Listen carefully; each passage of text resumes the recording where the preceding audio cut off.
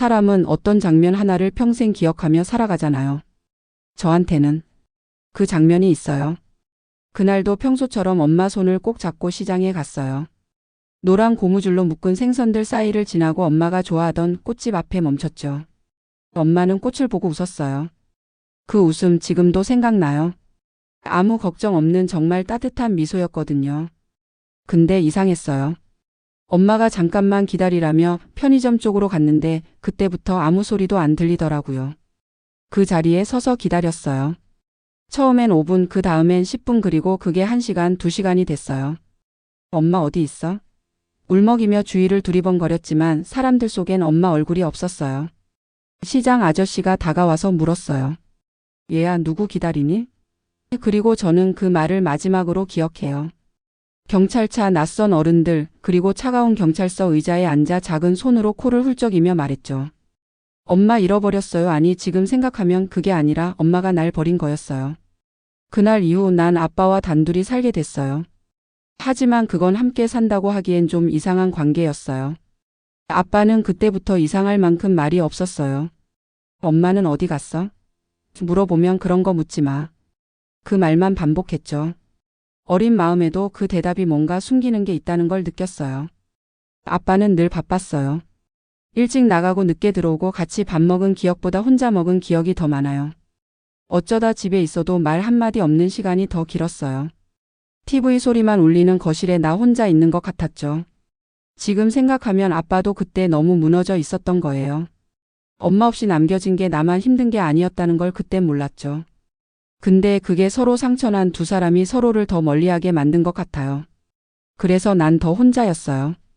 학교에서도 말이 없어졌고 친구들이랑 어울리기도 어려웠어요. 엄마가 사라진 이후 나는 멈춰 있었어요. 시간은 흘렀는데 내 마음은 그날 거기 시장 골목에 엄마를 기다리던 그 자리에서 아직도 머물러 있었던 것 같아요. 중학생이 되면서 난 더 조용해졌어요. 말도 줄었고 웃는 법도 잊어버렸던 것 같아요. 엄마가 없으니까 그런 거야. 누군가는 그렇게 말했지만 사실 그게 다는 아니었어요. 나는 점점 사라지고 있었어요. 사람들 사이에서 나라는 존재가 투명해지는 기분. 누가 나를 봐주는 것도 없고 누가 내 얘기를 들어주는 사람도 없고. 급식 시간엔 혼자 구석에 앉아서 밥을 먹었고 체육 시간엔 항상 마지막으로 짝이 됐죠.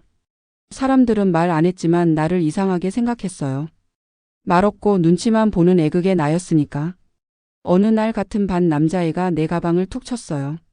엄마도 없는 게 뭐 그렇게 조용하냐? 그 한마디에 난 참았던 울음을 교실에서 터뜨려 버렸어요. 그때 선생님은 왜 참았니? 말했어야지. 라고 했지만 나는 말하는 법을 잃어버린 지 오래였어요. 그때부터 사람을 믿지 않게 됐어요. 가깝게 다가오는 사람도 친절한 말도 전부 다 무서웠어요. 그래서 혼자 있는 걸 택했죠. 그게 편하다고 생각했어요. 하지만 마음 한구석에서는 누군가 날 꼭 안아줬으면 좋겠다고 그렇게 매일 기도하곤 했어요. 그게 아마 내가 아직 사랑이라는 걸 포기하지 않았다는 신호였을지도 몰라요. 중학교를 졸업할 즈음 아빠가 갑자기 한 여자를 집에 데려왔어요. 인사해라. 아빠 재혼하려고 한다. 그 여자는 나를 보고 웃었어요. 웃는 얼굴이었지만 이상하게 차가웠어요. 이름은 수진이었고 나보다 12살 많은 여동생이 하나 있다고 했죠. 처음엔 기대했어요. 이제라도 가족이란 걸 느낄 수 있을까 싶었거든요. 근데 그건 착각이었어요. 수진 씨는 내 이름을 부르지 않았어요. 대신 얘라고 불렀어요. 얘 방 청소 좀 해. 얘 아빠 늦는다니까 밥 좀 해놔. 그 사람 눈엔 내가 그냥 불편한 존재였던 것 같아요. 언젠가 한 번 내 생일이었어요. 말 한마디 없었고 밥상 위엔 미역국도 없었어요. 그래서 조용히 일기장에 적었죠. 17번째 생일 오늘도 나는 엄마가 없고 생일을 축하해준 사람도 없었다. 그날 밤 새엄마가 그 일기장을 봤는지 이렇게 말하더라고요. 누가 내 엄만 줄 알아? 이 집에 살아주는 것만 해도 감사해야지. 그 순간 나는 내 방에서 이불을 뒤집어 쓰고 울었어요. 그 이불 안에서 엄마를 다시 불러봤어요. 입 밖으로 꺼낸 건 10년 만이었죠.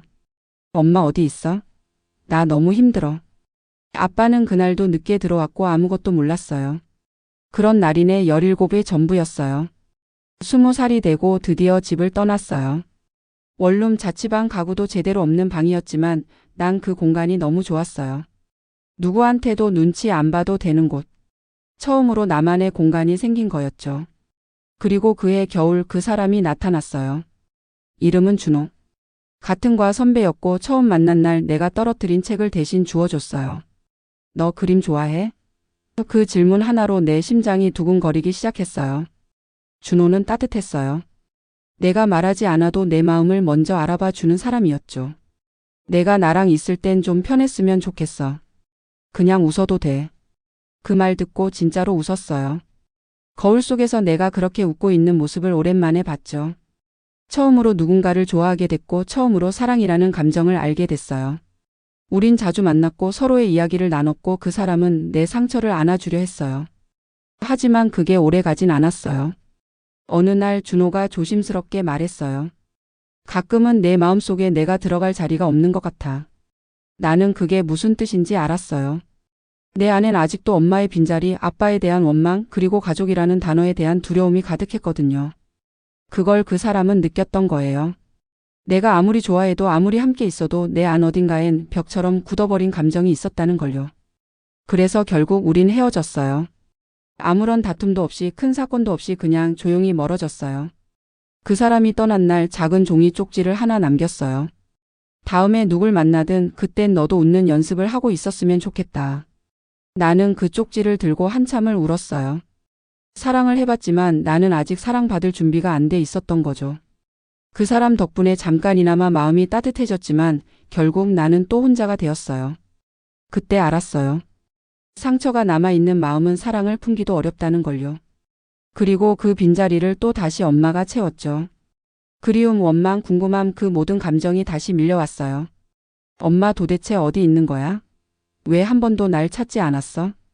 그 질문은 그 후 몇 년 동안 내 안에서 계속 울렸어요. 그리고 그 질문에 대한 답을 뜻밖의 곳에서 처음 듣게 됩니다. 그걸 그 사람은 느꼈던 거예요. 내가 아무리 좋아해도 아무리 함께 있어도 내 안 어딘가엔 벽처럼 굳어버린 감정이 있었다는 걸요.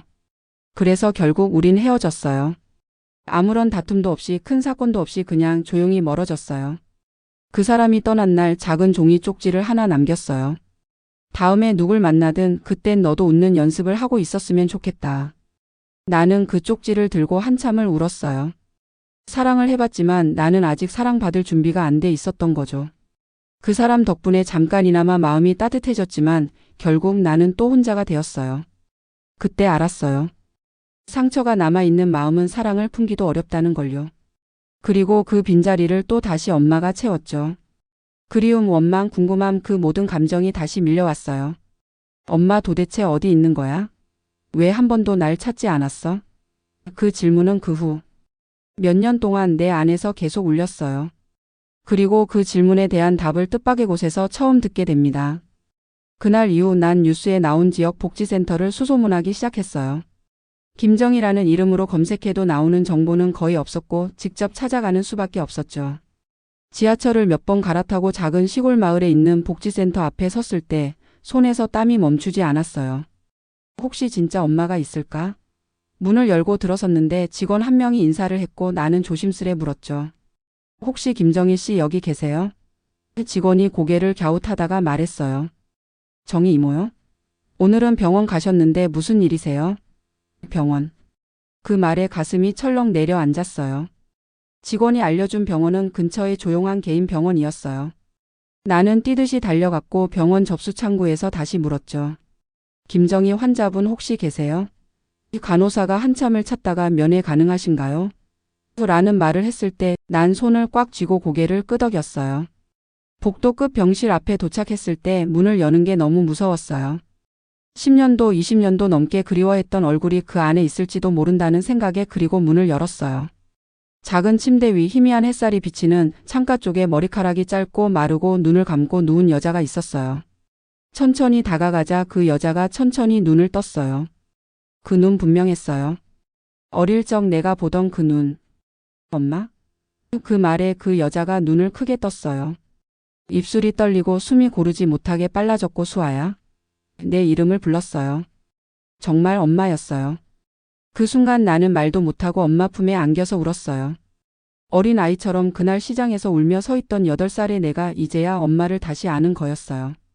엄마를 다시 본 그날 밤 병실 안은 아무 말도 없이 눈물로 가득 찼어요. 우린 아무것도 묻지 않았고 아무것도 설명하지 않았어요. 그저 서로의 손을 꼭 잡고 있었죠. 그 손이 너무 말라 있었고 작았어요.